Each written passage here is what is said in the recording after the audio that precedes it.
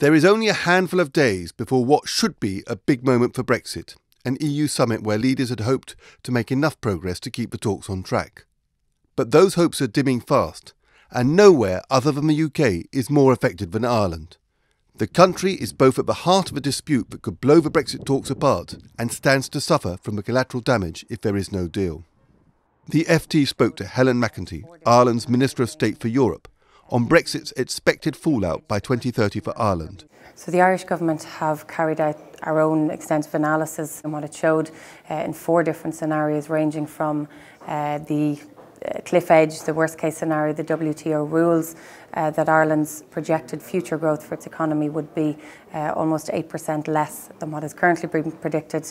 What it shows in the best case scenario, which would be our preference, and that is a free trade, comprehensive free trade agreement, that our growth would be just under 3% less. So obviously there's a significant difference in both of those figures, but while we are preparing for all eventualities, we are absolutely working towards the best possible outcome, and that for us is to have the closest possible relationship between the EU and the UK moving forward. At present, the big issue is the so-called backstop for Northern Ireland.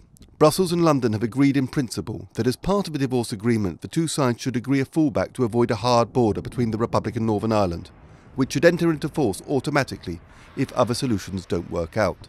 But agreeing a text is deeply contentious. Theresa May says EU proposals to keep Northern Ireland under EU law, even as the rest of the UK goes its own way, would be unacceptable to any British PM. Brussels, in turn, has given a frosty reception to the British counter-offer to apply the backstop to the whole UK, with the expectation that it would last no longer than the end of 2021. Aware of a gulf between the two sides, but keen to get a solution, Dublin has given a more emollient response than the European Commission. I would welcome the fact that the UK have brought forward proposals for the customs element of the backstop, but we know that it is not just customs related, that there are areas of regulatory alignment which are so key to ensuring that we avoid a border on the island of Ireland. So I would welcome the initial proposals. We of course have to look at the 3 questions which Michel Barnier and the task force very clearly set out. Is it a workable solution? Does it ensure that we can avoid a border? Does it protect the integrity of the single market and the customs union? And finally, is it an all-weather backstop? Will it work in any solution? One of the big decisions facing the EU is whether to reject the UK position out of hand, because it attempts to smuggle a trade deal into a divorce agreement and is time limited, or whether to insist instead that it doesn't go far enough.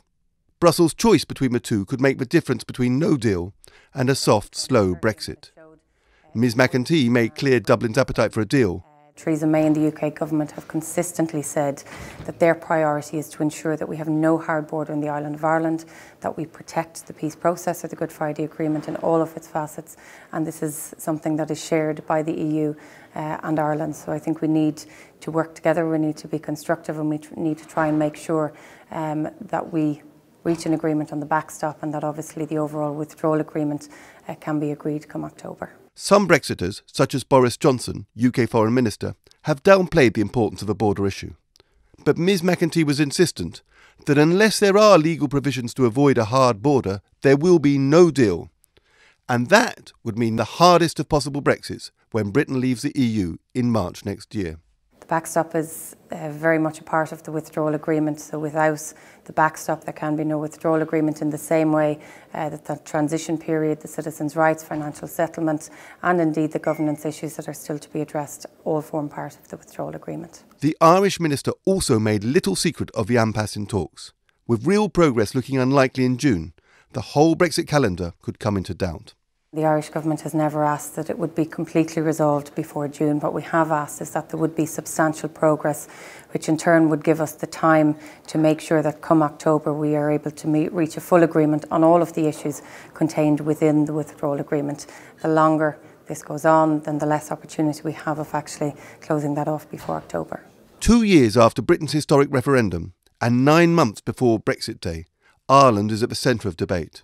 It could well be that the dispute over the Irish border could shape the final deal, or doom it as much as any parliamentary battle in Westminster or negotiation in Brussels. But as Ms McEntee herself pointed out, Ireland will feel the pain from any collapse more than almost anywhere else.